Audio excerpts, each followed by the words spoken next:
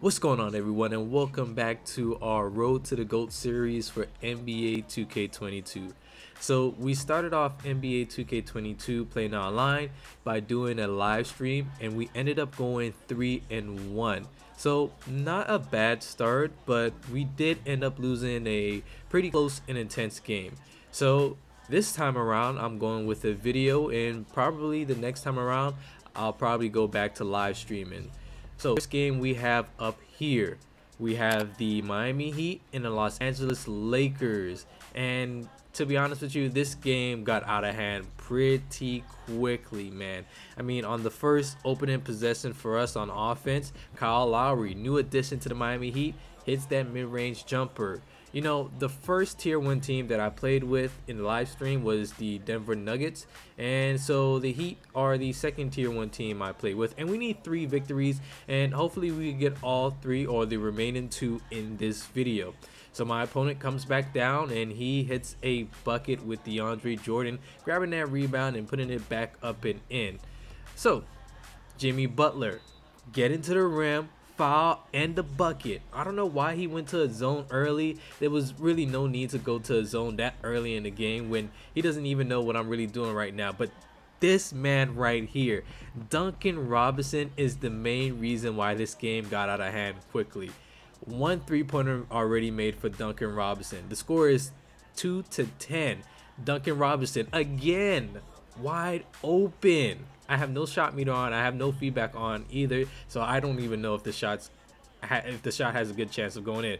Duncan Robinson, I'm gonna guess that's a green release because he's just walking away from that 3-point shot like he made it, and he did end up making it. That's what, his third 3. Another 3 for Duncan Robinson. I'm telling you, in this year, and I said it in the live stream, that if I get a bit of space to shoot, I'm gonna shoot that, man. So Duncan Robinson is off to a hot start. I think that's about 4 threes made for him, and the score is now 19-2. So we're playing good defense, playing good offense, and we just have to keep this up. He comes down to help for no reason. Duncan Robinson, once more, he's gonna hit that. And maybe it's because I'm in the lower seed, but this is where my opponent quits out, where the score was 22-2. So another victory for us, and we need one more tier 1 victory. And the next game I played, my opponent quit. Well, he didn't quit, he let the timer run out, and so we ended up winning that one. I went with the Los Angeles Lakers, and he had the Denver Nuggets, and I started to pull away, and I guess he didn't really feel like playing anymore. But we made it out of the freshman league, and now we were rewarded with a Blake Griffin card. I don't play my team, and playing an online shirt. I don't know, I doubt I'll do my career or my player or whatever, whichever one it is, because it's so much of a grind and it takes time to get your player built up if you're not going to spend any money. And I don't really feel like spending money on 2K like that, especially when the game modes I really like don't really involve spending money, like my NBA or even Play Now Online. So we're out of the freshman league and we're in the JV league, and we're back to using tier 3 teams. And I decided to go with the Houston Rockets. I like the roster they had last year, but a lot of the guys left. They brought a lot of young guys in, and so I have to get used to this roster, and you know, get comfortable with playing with the guys I don't know too well. The only people on this team I know pretty well is John Wall, of course, and Christian Wood. So it should be pretty interesting. My opponent has the Toronto Raptors, and this is the main matchup for today's video. This matchup was pretty good here. So my opponent, down by 4 points, score is 6-2, trying to bully his way into the paint. We're there with Christian Woods, but I don't know how he got that animation. He misses it, he gets the rebound, and he puts it back up and in. So to talk about 2K22 and playing online and gameplay, just everything in 2K22 in general, I'll start with the gameplay. And the gameplay so far, it's all right. I mean, I don't think it's well, I put it like this. I think 2K21 gameplay, well, I prefer 2K21 gameplay because it just felt a little bit more smoother. It felt like the players had a lot more weight, and the shots that were shot by opponents or even by me, I felt like I knew if it was going in or not. But that doesn't mean 2K22 doesn't do that to a good extent. I mean, they certainly do, but it's just that I prefer 2K21 gameplay right now.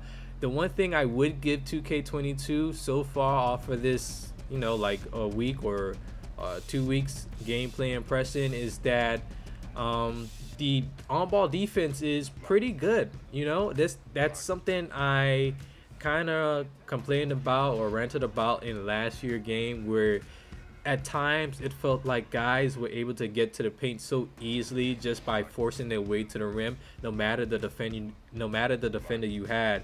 But on this year, on-ball defense computer, it's pretty good. And even with user defense, if you could get in the right position and cut your guy off early, it makes it pretty hard for them to get to the rim easily. And it all depends upon the matchup there. As you can see, Goran Dragic was going up against DJ Augustin, and I can understand that. DJ Augustin isn't the tallest or best defender in the league, so that's no surprise there.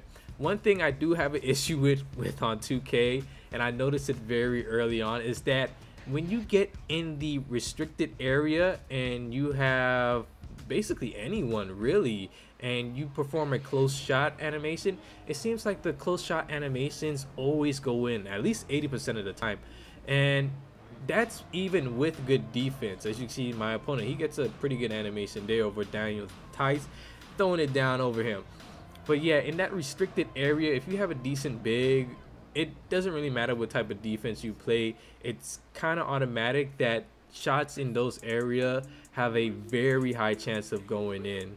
And you'll see a couple of examples in this gameplay, but I'm still up in the air of whether it's a big issue or not. But clearly it's not for me, because we've been winning games and we've been playing good defense as well. So here, I'm guarding Paul Siakam. Good, or Pascal Siakam, excuse me. That possession, he got me with the pump fake, so that was a pretty good shot by him. But it kind of feels like, although the on-ball defense is good, people are still trying to force their way hard to the paint, because that restricted area, you can score so easily. And the thing about it is that if you try to put your hands up, you don't play hard enough to affect the shot and the guy still make it.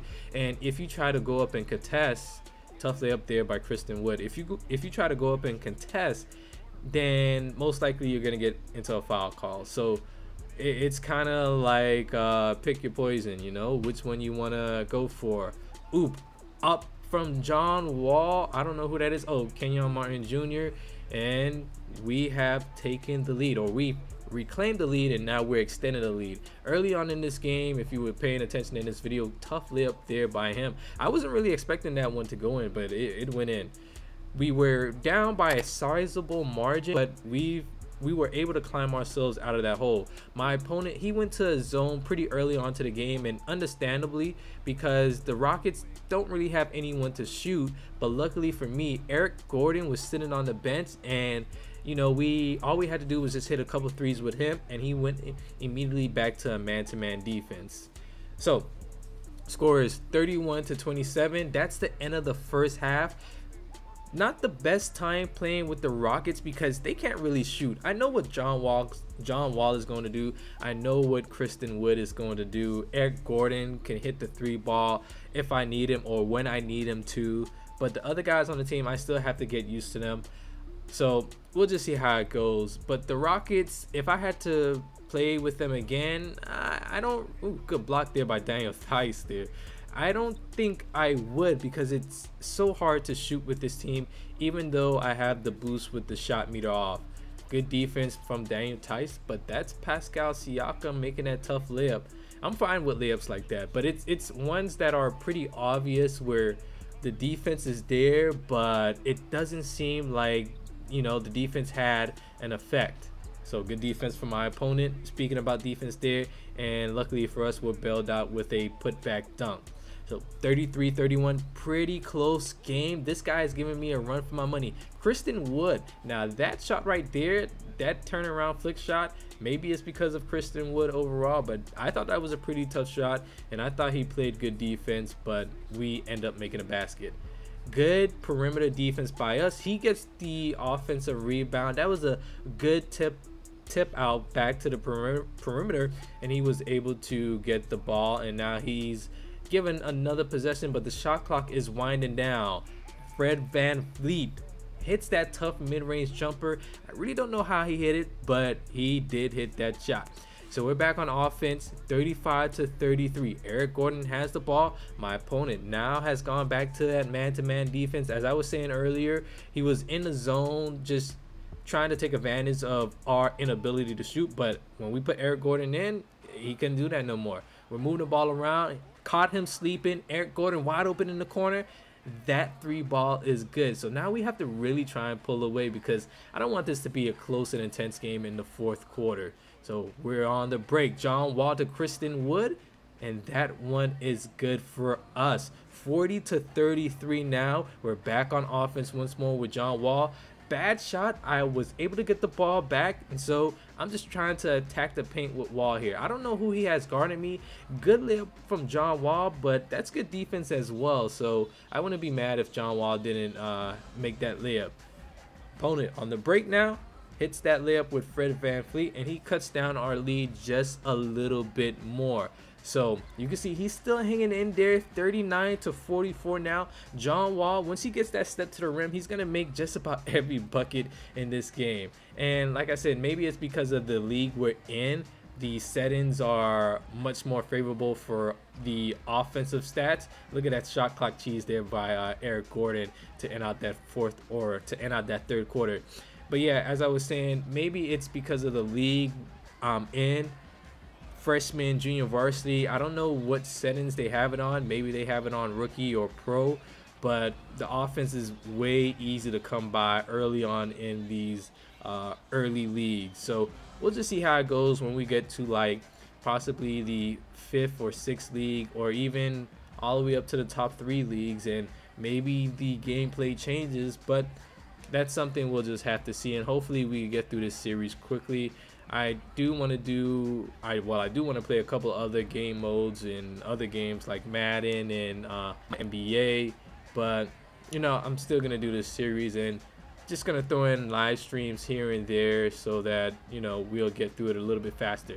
Good defense there. I thought I was there with Pascal Siakam, but he still hits that one. I wouldn't even be mad if they call a foul, because that was pretty aggressive defense. But we're up by 10 points. We've pulled away. John Wall, nice little windmill dunk, just throwing it down with 2 hands, and we've increased our lead to 12 points. Bad defense here by me. And in this 4th quarter, we was just going back and forth scoring. Like, he would score, I would score, and then it would just be a repeat. He would score, I would score again, and we really couldn't stop each other. And that's why it's so important to get a nice sizable lead heading into the 4th quarter, because you never know what could happen. Like, sometimes you will go cold from the field and your opponent makes everything, or in my case, or in this game case, we would just trade in baskets back and forth and no one really gained ground. So that really helps in our favor, considering we had a nice sizable lead heading into the 4th quarter. Look at this tip here. I think that was tipped by Pascal Siakam, and he tipped it back in for us. So that's the 2nd time I've seen that happen so far. Last year was on 2K21, and this year it happened pretty early in 2K22. So less than a minute remaining in the 4th quarter. This game is not fully over, but it's if I had to bet, I would bet that we won this game. Now it's back to a 10-point lead with about 1:30 remaining in the game. So my opponent, he's still hanging in there. He's not going to quit. He played tough this whole game. No point in quitting. Go ahead and collect this VC and see what he could do. And one more thing I want to mention before the video ends or the game ends is that substitutions are a little bit weird this year. Good shot by my opponent. I know they changed the menus, but for me, I like to take my guys out of the game, but I find myself, especially early on in these early leagues, that I have to leave my starters in for a majority part of the game. And maybe that's because of the team I choose and the team I'm going up against, but I want to take my guys out a little bit more, or the starters a little bit more, just so that they could get some rest and come back whenever they're needed. And that's why you have a bench, but you know, maybe it's the team I'm choosing. So we end off with a victory here. Christian Woods and John Wall just went off. Both of them had a double-double, which is crazy. in a Play Now Online game, and Eric Gordon definitely stepped up. So that was a pretty good game for us. I think we ended off this video going 3-0, and we're looking pretty good so far. So thank you guys for watching, and I will see you in the next video.